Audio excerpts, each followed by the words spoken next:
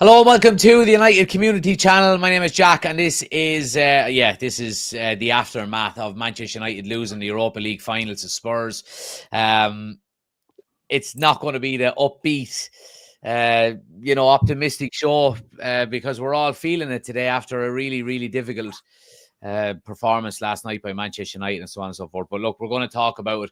We're going to talk about the game. We're going to talk about some of the comments that have come out after it as well, guys. Garnacho has had a lot to say. We're going to talk about reports suggesting every player is up for sale. Rasmus Højlund, Kobbie Mainoo, we'll talk about them, and we'll talk about who we can potentially get now with the summer transfer window coming up. But we've got a full house tonight for the first time in a long time. Chris, Ben, Oisín, and welcome back to Desi as well.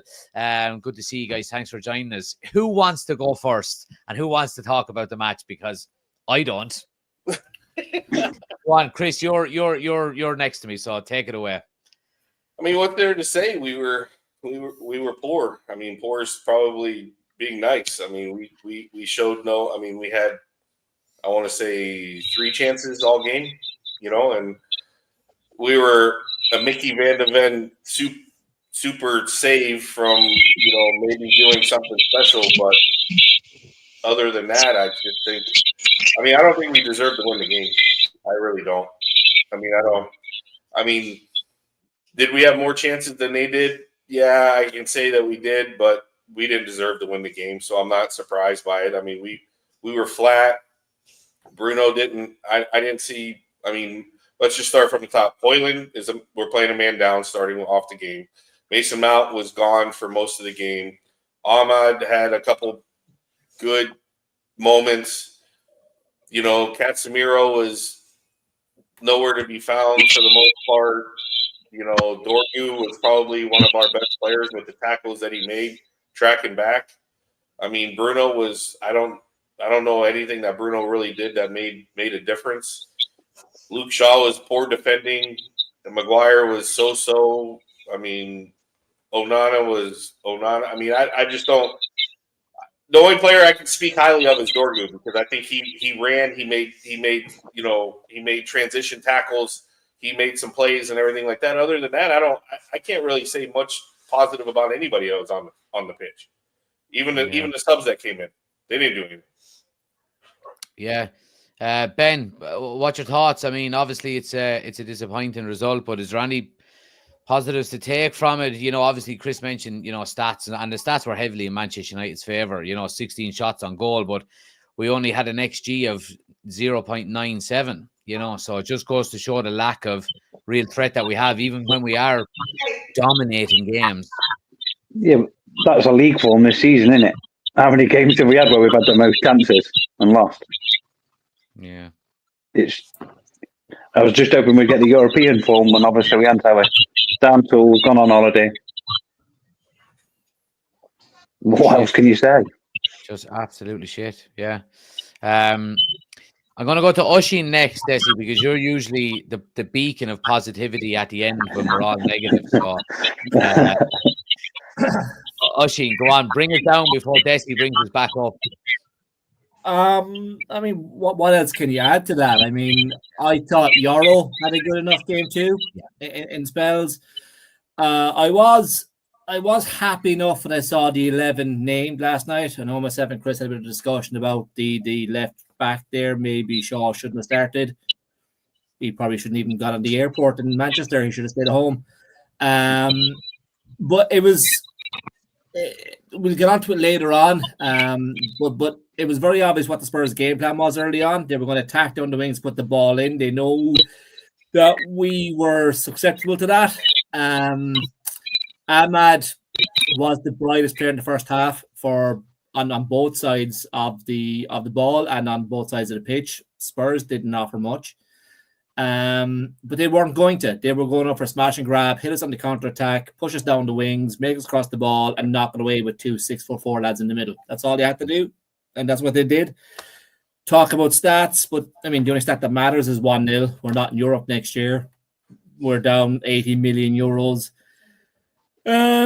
Positives, besides all that, of course, is there's only one more game left, and we can forget about it and walk away from it. Yeah. That's about it. Yeah. Look, it's been rough. It's been rough. Desi, look, obviously you haven't been in with us in a while. Give me your thoughts on the whole situation. You know, Ruben Amorim. I mean, we're hearing the noise already, aren't we? You know, today that, you know, is he the right man for the job, and should he be let go in the summer, and so on and so forth. Give us your overall thoughts on the season and last night as well. Well, I think, you know, obviously I was absolutely fuming last night, Jack, like any other United fan, but I think last night was a reflection, maybe, of how we have played all year, maybe the last 2 years, despite the fact we won the FA Cup at the end of last year. It just was an overall picture of how bad we really are, I think, against a very poor sports side. In terms of Anram, I don't see why. I don't see why fans want him gone. The big, I had me and Usher were going at it last night, Mr. 442, and you know, I'm not trying to say that. No, listen, and I respect him, and he's a fellow supporter of United. But for years now, Jack, I've been saying it. These owners, these fucking owners, Jack, I can't stand them. Yeah, they have absolutely no ambition for this club, no ambition whatsoever, and we can sugarcoat it any way we want. You know, it shouldn't be in debt. You know, it shouldn't be falling behind in terms of facilities, training facilities. Look, we go on all day. The point of the matter is, they do not care about the club enough, so they're not going to care about really what's going on the pitch. yeah. I really cannot see any change in this club until they are removed permanently. Because at the end of the day, Jack, they could have took that money last year and went away with their pockets filled, and they would have just said to all the Manchester United people, thanks very much. Because in my eyes, Jack, they've robbed the people of Manchester and Man United fans. That's the way I look at it. We can go into the football in terms later on, but when and at what point are we going to hold these buckles responsible? When is it going to happen? We're going to keep, like, I tell you what, Jack, right? Let's get rid of Adam right now. Let's get rid of him right now and bring in a new manager. And we'll change the system for these players again, and we'll have different tactics. Do you really, in your heart of hearts, believe that this squad of what players we have now can compete or will show up week after week after week after week? Because remember, this is not a sprint. It's a marathon season. It's not over 1 or 2 weeks. It's from the start to the end. And you have to be consistent like top teams. And we're not. And we've shown that in our recent form. And we've shown it in the last two years, mainly, I would say. The last 2 years have been really poor. And it's the same group of players with the odd 2 or 3 added in or taken away from the squad, but mainly the same core lads. And they're not good enough. They're just not good enough. You cannot show up. Even last night, going into last night's match, I was thinking Fernandes is really going to show up now tonight. He's going to show us what he's made of. Some of his passing last night, like, I mean, I had a lot to be desired, Jack, in a big match.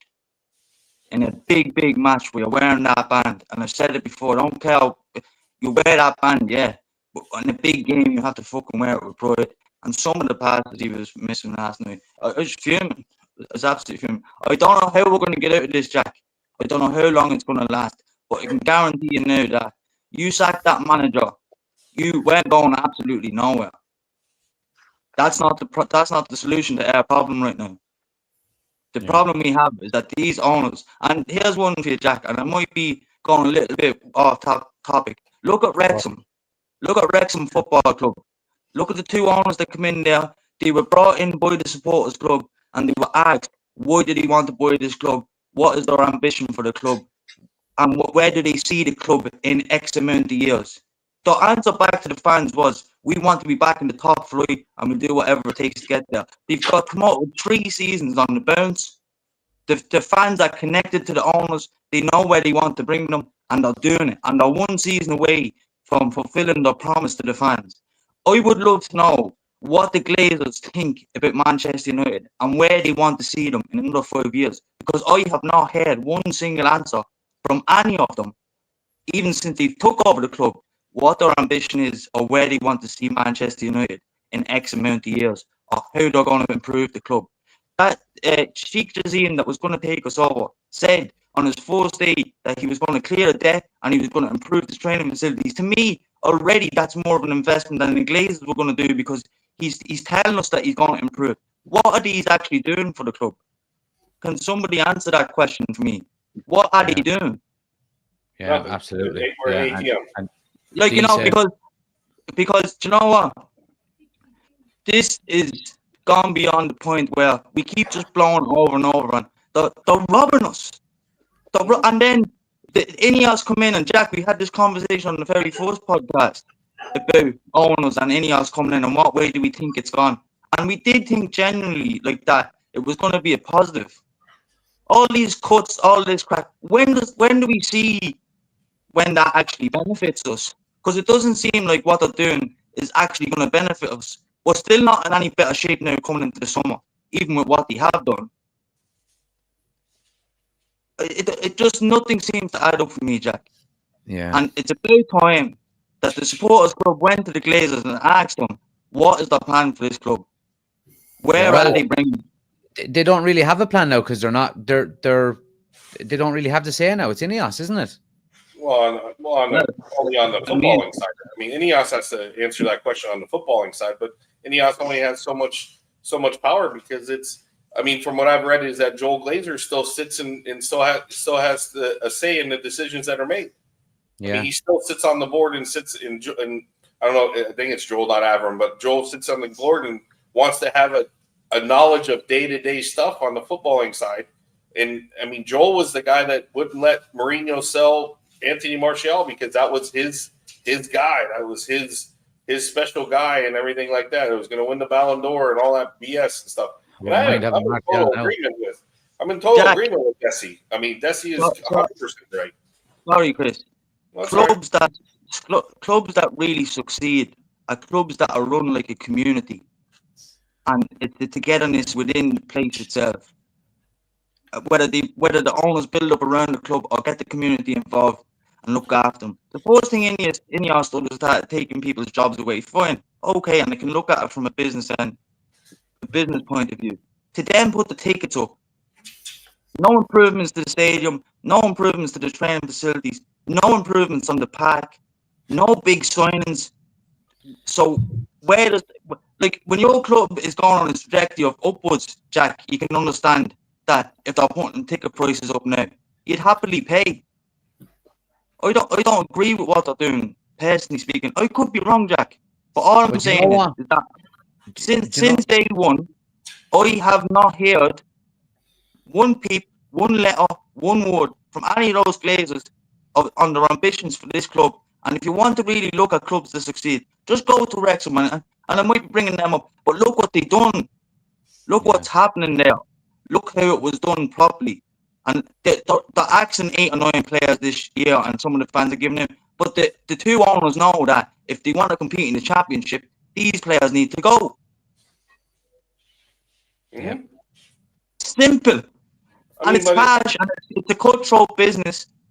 And that's just the way they're running. They want to be where they want to be. They have a goal, they have an aim, and they're doing everything they can, whether it be axe them 9 players because he's 36 now, he's 35, he's past it. We need to get rid of him. We can't pay him them wages. Get rid of him. We need to get new better lads in now, because this championship is going to be another level up than it was last year for us in Division 2. That's the stage we're at now, Desi, is that we have to axe those players in our squad. Those players have to go, and those players are your. And Chris, I have been saying it from day one, even on some of the match reactions. Well, we've passengers in the squad. Passengers. They're being carried. Playing with 9, we could have played them, and I said to us last night in the message, we could have played them as 12 men last night. We probably still wouldn't have scored, Jack. That's a harsh reality of that. Or they could have got a man set off, and we probably still wouldn't have scored. Why? Because we're not good enough. We can't turn up on a Sunday against a lower club than us and put in a performance that shows that we're Man United Football Club and we can win. We can't do it on our home turf. It's pretty simple. It's clear cut in my eyes, Jack. This needs a rebuild, but I cannot see a way out until these owners are removed from the club. Simple. Get as many managers as you want. And yes, you have every right to say, any Man United fan could say last night, Ruben Amorim made loads of mistakes. And he did. Yeah. But that doesn't take away the fact that if you get another manager in, these group of players are just not good enough. It's pretty plain and simple, clear cut. And that's just the way I feel. Yeah, well, look, you've done a good job of bringing us all up there, and I thank you for it. I love it, Desi. I love the passion, man, and I love the, you're speaking the truth. You know what I mean? In fairness, and it's going to be a bumpy road. It really is over the next few years, but. Things have to be put in place and things have to be done correctly for you to see the rewards, at the end of the day. Oisin, I want to go to you on this one when we're talking about Ruben Amorim, and, obviously Desi mentioned it there a moment ago about, he did make mistakes last night, and just trying to focus on the game a little bit before we move on. You've always been a big critic of Eric Ten Hag with his lack of substitutions and not doing them quick enough, and there's an awful lot of criticism coming for Ruben Amorim on the same basis last night. What did you make of his substitutions or lack thereof, in good moments? I mean, deservedly so. I mean, Mount was non-existent, Shaw was non-existent, Hoyland was non-existent. Hoyland could have come off after 7 minutes. No one would have missed him, We could have given him 9 minutes for his jersey as a round of applause off the pitch. Say thanks so much. You're on the next boat out of Old Trafford. Gave him a standing ovation. I think they gave Vardy at Leicester the last day. It would have been ideal.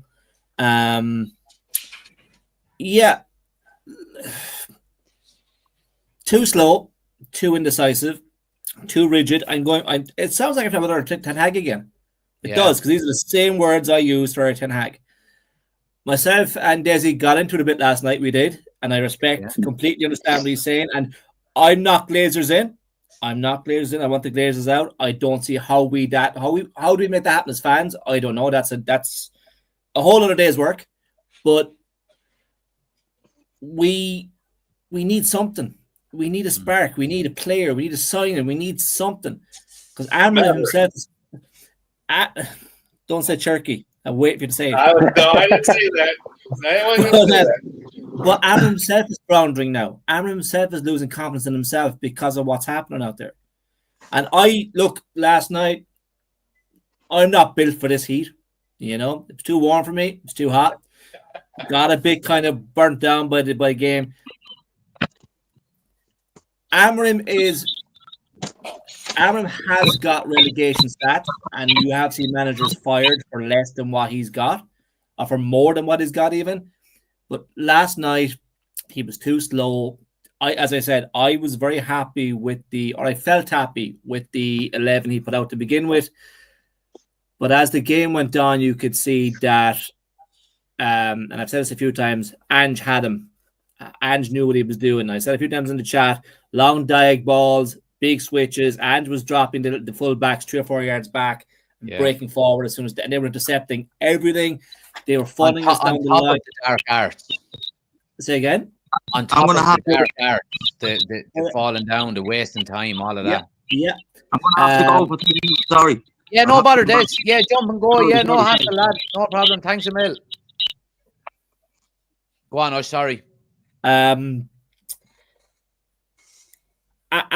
had Amorim's number very early yesterday. We said it last night. I remember saying it in the chat to yourself. That free kick corner routine we have. Hit Harry Maguire's. Yeah. That was figured out after take 2 or take 3. Shaw was putting the ball far too deep. Shaw, I don't know. He was thinking with the barbecue Sunday. He wasn't thinking about crossing the ball. Shaw shouldn't have started. Mount shouldn't have started. I would have started Mazraoui as left full, started Ahmad as our right wing back, and put Garnacho in front of him. I know Chris doesn't agree with that, but it's what I would have done. That would have moved Bruno forward and Botto Ugarte in, because what we missed in midfield last night was someone stopping Spurs coming through the middle. There was no one there to stop them. Casemiro hasn't got the legs anymore. Bruno seemed to be playing a bit further forward. He wasn't playing in the 4. It was kind of a 3-3-1-2-1 kind of idea. He wasn't sitting there. But yeah, that said, and again, it comes back to the Ten Hag references. Who does he bring on? Garnacho was the only player we could bring on last night in Xerxes, who wasn't fully fit. And it was obvious he wasn't fully fit. Mm-hmm. When Garnacho came on, he was lively, but he was playing on the left, which, as we've discussed many, many times, brings out his usual tendencies to shoot inside, not get the head up, decision making. Yeah, look. I said it today on one of my posts that we've got too many players who are impactful off the bench rather than give me the jersey, I'll start and I will play well for 90 minutes. You know, yeah, they're happy to hide. Comes off, Garnacho comes on, yeah. Ahmad comes, and I know Ahmad can play well. I think we've got too many players who play well off the bench as an impact sub. They're happy to hide. They're very happy to hide. Desi was saying, "Where's the passion?" I mean, if it was a 1-1 draw last night, we'd have seen a different Garnacho. He would have tried. I don't think he was fully trying last night. I think Garnacho, and we're going to talk about it in a second, but I think Garnacho was formulating that press release as he was playing. You know, he was thinking about what he was going to say. I think his brother had. Did you see his brother's post? His brother put up a post as well about getting thrown under the bus or something like that. I think he actually had it up before the game was even over. Yeah, but, you know? But there's something I just want to touch on really quick before Chris comes in there. Desi was talking about passion. There's something even more basic than passion on the pitch, and that's fucking communication.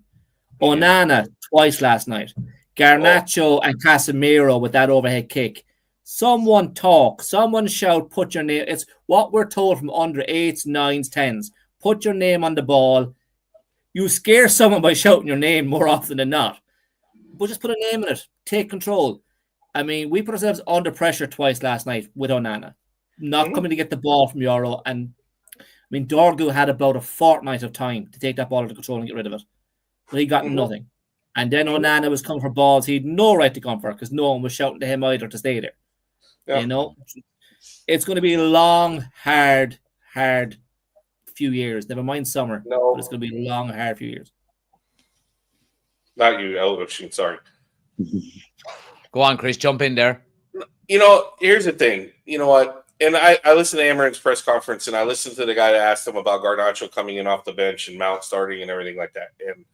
And I agree with him. I can't discard what he said in saying that. Look what Mount did in the semifinal. He came in and he scored 2 goals, and he played really well, and he deserved to win. And we were on Garnacho's ass about the fact that his decision making in the semifinal and everything like that. And like Oshin said, we don't see what happened in Carrington, so maybe Mount is practicing better than Garnacho is and everything like that.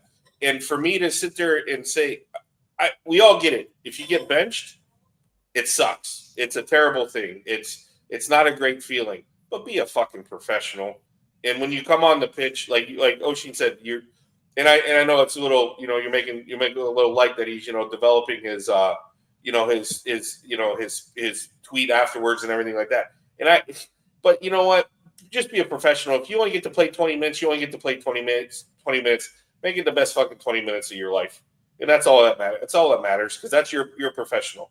Because you know what? We've been on, and I'm not trying to scapegoat Garnacho and everything like that because we've all been on the same boat. Is that his decision making has been poor and everything like that. He needs to get better. He's not the finished. Sorry, Chris. Before you finish that point, I want to make the point when you look at Lenny Yoro because we looked at and we said, look, he's young, his decision making improved. Look at Lenny Yoro's decision making, and he's 2 years younger than him? Yes. Well, and that's the thing, and I think that's where you see a maturity level of a professional where at a Euro that you don't see at a Garnacho. And to be honest with you, I can't fault Amarin for starting Mount because of how he performed in the semifinal. He played really well. And we don't get to see what the training was leading up to it, so we don't know how that one goes. But I trust in Amarin, and I look at it. And I said this earlier in the backstage stuff is that, and my buddy and I got into it. The guy I was watching the game with is like, you can't have this both ways. You either gotta trust in the fact that you brought in a coach that's going to play a new way of playing and a new style of play in a 3-4-3 or that style of play, or you're going to go with a caretaker manager that's going to let the players play the way that they want to, how they want to, when they want to, as much effort as they want to, and everything like that. You don't get to have it both ways. So it's either you buy in or you don't. And to go to Desi's point from earlier is that we have to cut the 8 or 9 people. The problem is we just can't. And that's so Amarin's stuck with a thankless job of, okay, well, what players can I get rid of? And what players can we bring in? And how do I mesh them together? And how do I get them to play the way I want to play? Because the way Amarin's play, the way his style has played, Leverkusen plays it, and they won the Bundesliga. You know, Chelsea played it when Mount was there and when Tuchel was there, and they won the Champions League with it. You know, other teams, it's a proven way of playing. You have to have the players to play it. And I agree with Desi 100%. Glazers have to go, but in reality, we can't control that.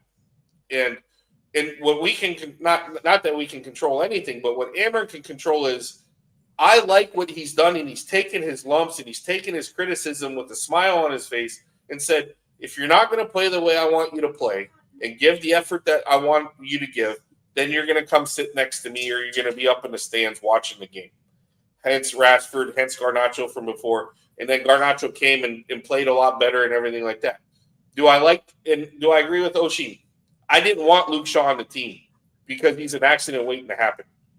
You know, I honestly think that. I mean, I don't think he's fit at all. I don't think because if he was fit, he'd be playing left wing back. He wouldn't be playing left side center back at that point. I didn't want him in the team. I agree with Oshin that I would have had Mazraoui play where he was playing, and I'd rather have I would have put Delo at right wing back and then had, you know, and then I wouldn't have started Garnacho. I would have started Mount the way he played. You know, I was actually looking forward to Bruno playing deeper. You know, I would have started Ugarte instead of Casemiro only because Ugarte's got more legs and he can break up more things. But I like when most of the time when Bruno plays deeper, he puts passes through, and like Desi said, or I think was it Oshin or one of you two said that, you know, he's missing passes all over the place, which is not characteristic of him. And so I agree with Amarin made mistakes, and we needed to make changes at halftime. Yeah. Not at 60 minutes or 70 minutes. We need to make full-sale changes and sit there and say, hey, we're going to go after these guys. And whether we lose 1-0 or 3-0, it doesn't matter because we're going to go after it. And that's what we didn't do. But like going back to Oshin, what he said, who do we bring on? A Xerxes that's not fully fit. Garnacho is our only real spark plug at that point. Ugarte didn't even see the field, which is surprising to me. You know, which I don't like. I'm a big fan of his. Yeah. You know, and I'm like sitting there going, because I think at times Ugarte would have been putting a hammer to some of those guys that were putting the hammer to us. Yeah. You know, and you know, I just don't. You know. And I hate to say it this way, we don't have Manchester United players. We have everybody else's players. Yeah. You know, we don't have anybody that has come through the ranks. And I know it's hard. And I don't want to revert back to the 99s or the Giggses and the Beckhams and everything like that. But we need somebody, and maybe Bruno does it in a certain way, but we need someone that wants to sit there and go like this. See that? That's all I care about. That's it. Yeah. I'm going to play 90 minutes for that. I don't care about anything else. And I'm going to go out and I'm going to wreck somebody. I'm going to go bang into somebody. I'm going to make my presence known, whether it's good, bad, or indifferent at that point. You know. Yeah. And the reports are already coming out that we're used to seeing when things go wrong at Manchester United. Chris Wheeler, it's just been put out now I know it's the Daily Mail, but it says a number of Manchester United players feel that Ruben Amorim is too overconfident in his approach. They cannot understand why he puts so much faith in a playing system that is not suited to the squad he inherited. How many times we heard stories like that, though, in the past? That's the thing, isn't it? Yeah. My question is with Amorim, though, is how many of them players does he trust? he's not going to come out and say it, but you know when he's naming a team. But I think that's a good thing as well. Is the fact that he's been so cutthroat all year and steadfast in saying this team is shit. You know what I mean? Yeah. He said so many times, basically, and it's the right way to be. And if he falls out with players over it, then see you later. Yeah. Go on, Desi. You're going to say something. I don't think he trusts any of them, to be quite honest. He definitely doesn't trust Manu. He gave How Manu could 2 you minutes. trust? Maybe the thing about not starting Garnacho showed last night in his interview at the end. Yeah. You know, to come out and say something like that, for fuck's sake. You know what I mean? What gave you the right in anyway? You haven't had a really good season, by the way. Like, you haven't blown the world apart. No. You know what I mean? Like, it's like, take your medicine, sit down, child. Relax yourself a little bit here. You know, we're 17th in the league, and you were part of that team. Yeah. You know, yeah, absolutely. Don't be coming out with a big ball saying that you should have been playing from minute 1 to minute 90 because you're part of this team that has finished 17th. So relax a little bit. And also, that's the problem, Jack. We have these players again who continuously try to throw managers under the bus. And they go to all ends up to get another manager out. That's what they do. That's what he's trying to put all blame last night, whether we like it or not, on Aaron. He's not backing his own manager. And as Chris said, if you play for 20 minutes, you play for fucking 20 minutes. You wear the shirt with pride and you come off. And say to yourself, well, hopefully next year we get a better. I'll do better next year, and hopefully I'll have more power to say the way I feel now. But don't come out and say that after a year where you finish 17th. Well, let me ask you then, Desi. Let me ask you, because the Mirror have done a report today suggesting that every single Manchester United player will be, United will potentially listen to offers for them. Is there anyone in that squad, from your standpoint, that is unsellable? Yaro. Yeah. Ugarte. Ahmed. I like Ahmed. I think he's got plenty of potential. Ugarte. There's not a lot. That's the point. There's not a lot. I'm half and half on Manu right now.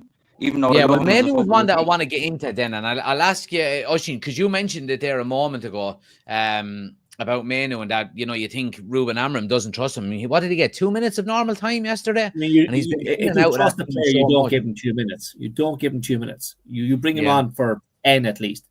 Now I know there was an extra 7 minutes of added time, but we didn't know that at the time. I mean, what was the point? What was Manu going to do in 2 minutes? He wasn't going to do much, I think he's done that to Manu quite a few times this year, actually, thinking back. He's brought him on like 87th, 86th minute kind of idea. Say again?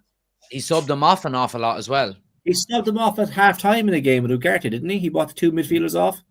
That doesn't show a whole sign of trust in that player, who was supposedly this time last year the saviour inherent of United, But we were discussing a few times in this chat, does he suit Amorim's style? Like you were saying earlier, we don't know what goes on in Carrington. We don't know how he trains. We don't know how he plays.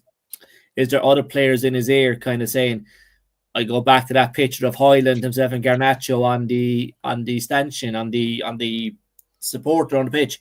Yeah. Those 2 players probably won't be there next year.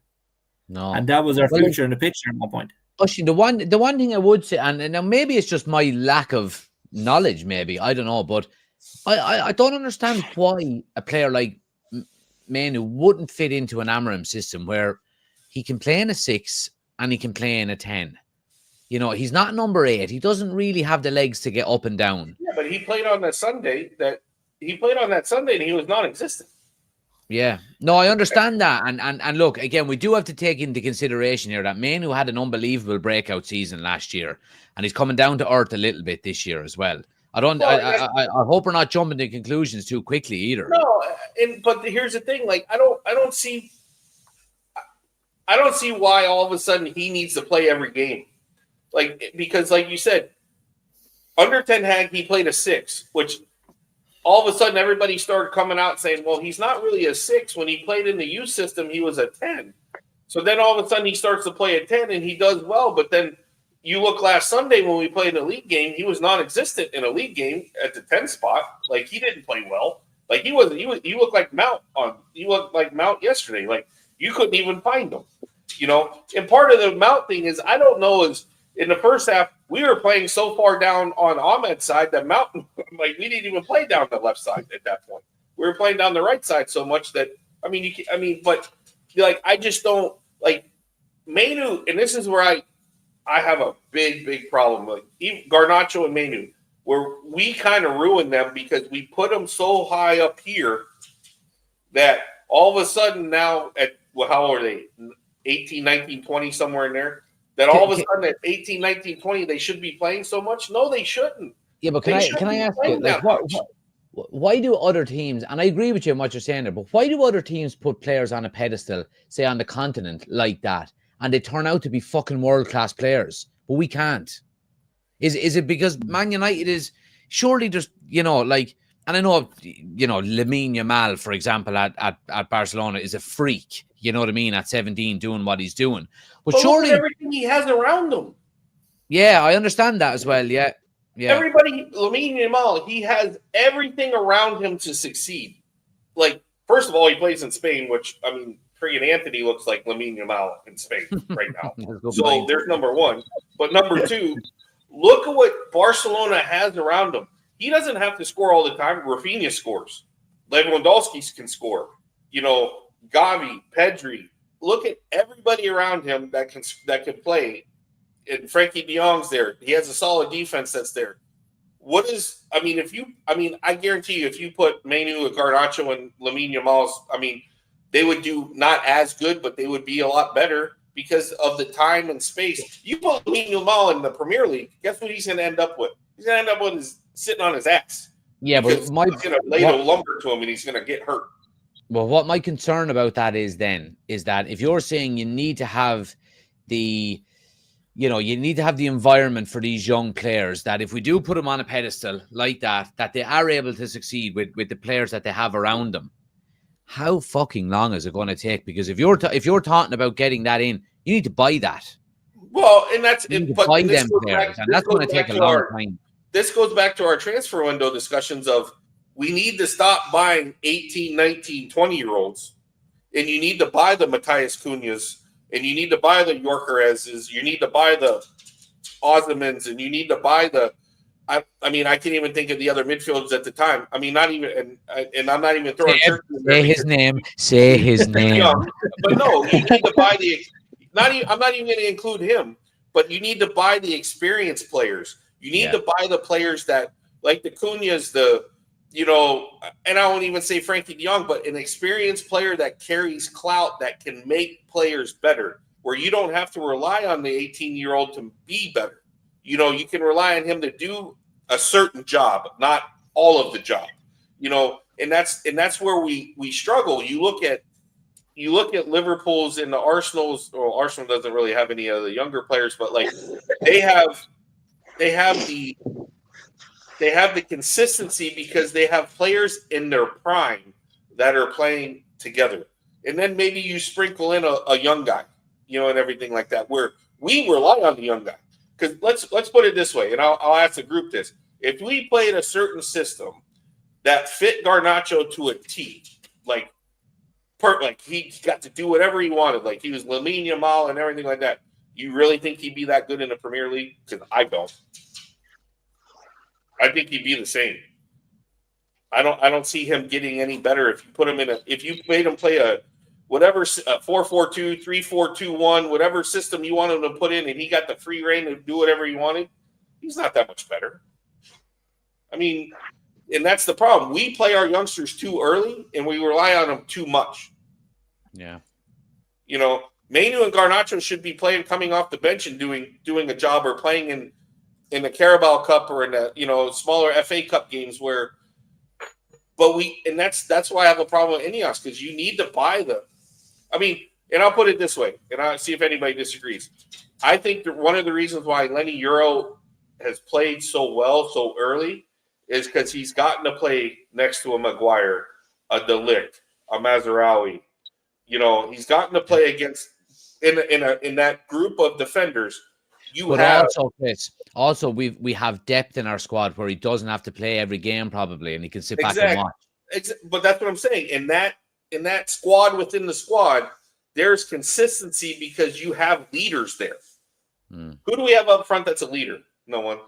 Yeah. Who do we have in the midfielder that's a leader? No one. While you mentioned Garnacho there, obviously, look, he came out with that bloody interview at the end of the game yesterday. He said our season was crap. We don't beat anyone in the league.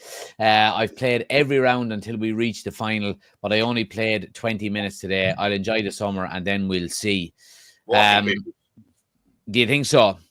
Yep, gone. See you later. Bye. I wouldn't even question it. Get him out. Leave him. Attitude. There's no coming back. Yeah. And that's not good enough. It's not good enough to wear that badge. Well, there's that part of it too.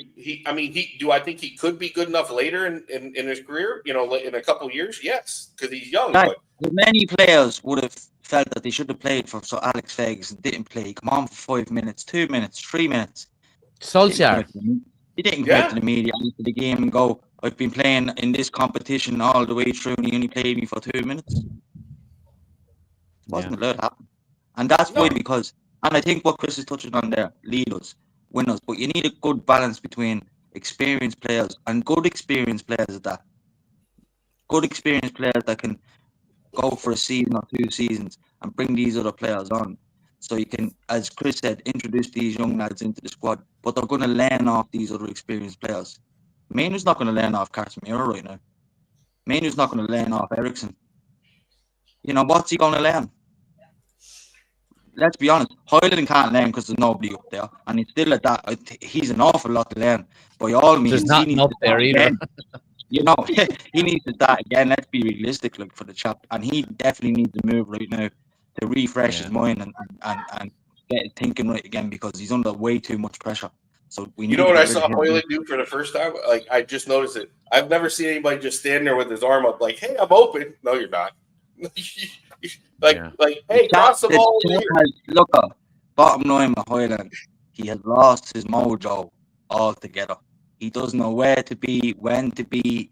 He's not even looking at the ball sometimes. He's all over the shop. His head, he's taking it really hard. And a part of me feels sorry for him. Because he really did want to do well at United, and you can see that in him. But the problem is, he's not good enough. He wasn't ready. We paid too much for him, and he needs to go. He needs to go and refresh his mind, Jack, and go somewhere else and enjoy his football and fall in love with the game again and try and learn. But right now, United is not the club for him to progress him as a football player. We cannot help him right now, and he needs to move on. And I think that's the main problem that we have. How do we get good players now to the club that can help the likes of maybe Mainoo if they do stay? Who's willing to come to us right now? What way does the funds look like going into the summer? It's going to be very difficult. So now that you mentioned that, the Times today have said that Ruben Amorim will have a budget of in or around £100 million, even without winning the Europa League. And this figure is expected to be boosted by sales. United believe they can raise £100 million from the sales of Anthony Rashford and Sancho. So, I mean, you're not talking about, begging over on the corner for a few pennies to go and try and buy someone. It looks like there is going to be money there, but there needs to be, lads. Mm-hmm. Well, definitely. So why not? So let's say, what's that? 200 million? Here or there? 200 million. So you already signed, sealed, and delivered Matthias Cunha, from what I understand. It's just we haven't had. And them payments are staggered as well. They're going to be installments over 3 or 4 years. Yeah, so you're spending maybe 20 million, 15 million a season for those payments. So you're not taking a $62 million chunk out of this season. And I think any even if we got Yorker, which I don't know, I still hold out hope because I think he wants to play for Amorim. That's just me. But at the same time, any of those release clauses, they're going to be staggered payments. No one's going to pay 62 off the hip, just right now, right then and there. But I honestly think at this point you get the Matthias Cunha in. Okay, good. You need to replace Casemiro or put someone. Even if Casemiro stays, you need to have a stalwart. Everybody's talking about Adam Wharton, too young. I like him as a player, too young. He's not. Was that Ederson guy being mentioned from Atalanta as well? I don't think he's good enough. He's been mentioned, but they're mentioning him 40, 50, 60 million. Atalanta, and everybody says, "Oh, we have a good relationship." Yeah, because whenever we just bend over and take it off him over exactly. the last. It's like, years. oh, we wanted 72 million for Højlund. Good. We wanted 35 for Ahmad. Here you go. Like, I mean, we just give them what they want, so that's a great relationship for them. But like, I just think I don't. And to be honest, I got to go through and look at somebody, and I don't know who it is at this moment. I know who I would want, but he's not even on the United radar, and he's the kid from Sporting, Matthias Holman or Martin Holman. I think he's the Danish Michael Carrick. He plays there for him, and he knows how to.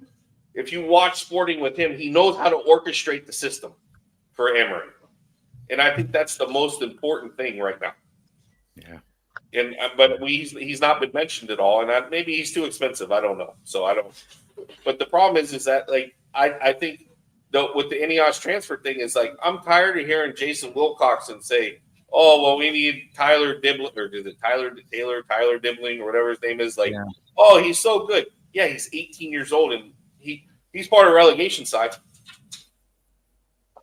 Like, how good is he? I tell you what, though, he's got phenomenal potential, but again, we don't have the experienced midfielder where he's coming in and the other lad can put the hand around the shoulder and Alvin can drip feed him into the team and let him gain the experience. It's like, come in, you're playing, weight of the world on you. If you fuck up, you're going to be like the rest of them. And that's how we're killing these players. That we don't have the experience there to bring these young lads in to say, look, I'm going to feed you into the team. I'm going to give you more experience into the big matches. We play you 20, 30 minutes, whatever it may be. Your player that plays in your position is out there. Watch what he's doing or whatever. And for everybody that sits there and says, "Oh, look at Ryan Giggs." Well, Ryan Giggs is an anomaly. He came in and was phenomenal at a young age, and he's just an anomaly. So you put him over here. And you put all the said the same about me in the Kilkenny District League years ago. Sorry, go on. but you look at all those other guys that the Beckhams, the Scholes, look at what they had around them when they came into the squad. It makes a huge difference, and we have. And it sucks that we have to buy it. That we have to buy that squad for those young players to then come into that squad. And that's but this, like, you look at the squad that the Giggses and the Scholeses and the Beckhams came into. That squad was bought. You know what I mean? We bought Steve Bruce. We bought Schmeichel. We bought Brian Robson. We bought fucking Roy Keane. They were bought and they were assembled over a long period of time. And that's my point. But you know, it is going to be a slow rebuild, and it is going to be one that's probably going to have to take a lot of patience. I want to just mention to you as well, real quick, as we're talking. You mentioned Gyökeres there. What about the lap now? Because you know, if we're going back to not winning the Europa League and the B list, and I've heard some reports, you know, saying that he actually wants Champions League football as well now. And I spoke with Paul Parker last night, and we were just kind of talking. There was 3 or 4 of us around just talking. We were talking about Højlund and needing a striker and stuff, and then somebody said, "Oh, we're going to get stuck with the lap," and he went, "Hold on a minute." He said, "Liam Delap is a fantastic footballer." He said he's big, he's strong, he's athletic, he knows where the goal is, he's Premier League proven. He said his link-up play is good. He said you could do an awful lot worse than Liam Delap. You know, what's your thoughts on it? Desi looks like he's after getting. I mean, I say the same thing at the price that they have, that they're at, that the release cost was at 30 million euros or something like that. Yeah. But at 30 million euros, like, I don't think it's not. Hold on. Go on. Oisin, give your thoughts, because I don't think I've actually asked you about I have notes on this, right? John, my famous notebook, right? Delap is 6'1", Højlund is 6'3". He's 22. They're both 22. Delap has 24 career goals from 98 games. Højlund is 41 from 125. They're the same person. They're the exact same person. Why would we replace like with like? I don't get it. I just don't. besides the fact he's young, British, and won't cost an arm or a leg like a Jokerez or an Osherman, what are we replacing? It's like for like. They're the exact same person. The only thing I can say about Delap is when you watch him, I think he makes better runs. I think he has a better mind as a striker. He's playing in a poor Ipswich team. You know, he's playing in a poor Ipswich team. No, and I get that. Old Trafford, is he going to make those runs? Is he going to have the space to make those runs in Old Trafford? No, I get that, but that's the only thing. I mean, I'm just saying that devil's advocate, Oshin, that the only thing I see out of him is that he makes better runs than Hoyland does, and that's the only thing that I see between the two. Because I agree with you, they're the same player. The way things are going, he'll be making more runs towards his own goal than he will to the opposition goal. He's fucking dropping out in the midfield, looking to get on it. Oh, Jesus. Anyway, it's going to be... go on, Chris. Finishes out there. Here's the thing: you have to buy a striker. A striker's going to cost you money, and you have to be willing to pay it. And that's just the bottom line, the way it goes. Because whether it's a Lewandowski, whether it's a Osherman, whether it's a Patrick Schick, whether it's a whatever striker it is, the Ekateke or whatever his name is, they're going to cost money. And you have to be willing to pay it. If you don't, you're gonna get what we got. Yeah, and that's 100%. the problem. And that's 100%. Yeah, and absolutely. you have to buy someone that has a nose for a goal. Like you want to go buy a seasoned striker for the moment? Go buy him because at least he'll be able to put the ball in the back of the net. Yeah, 100%. Well, let's leave it on this. D says, all positives here. He says, me and Oshin agree again. He says, Chris hasn't mentioned Cherokee at all once. And he said, Jack is working miracles. The only stuff you see, the only place you see is on you. Anyway, I fucked up the last bit of that comment because I'm just so tired. Thanks for your lovely commenting. I couldn't read out the end of it. I don't know what happened there. Well, lads, look, I appreciate you coming on as always. Really enjoyed that chat. And it's after cheering me up a little bit. But look, it's going to be a long road, and yeah, look, whether we do a watch along on Sunday or not, that remains to be seen. But Jack, yes. Just before we go, Annan quoted when he came in, it's going to get 100 times worse before it gets better.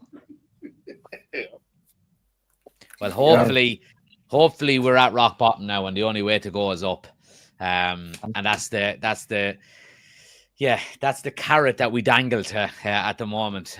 But lads, look, I appreciate you coming on as always. And look, we'll do. We'll be on at some stage again. If not, we'll be back next week with another podcast.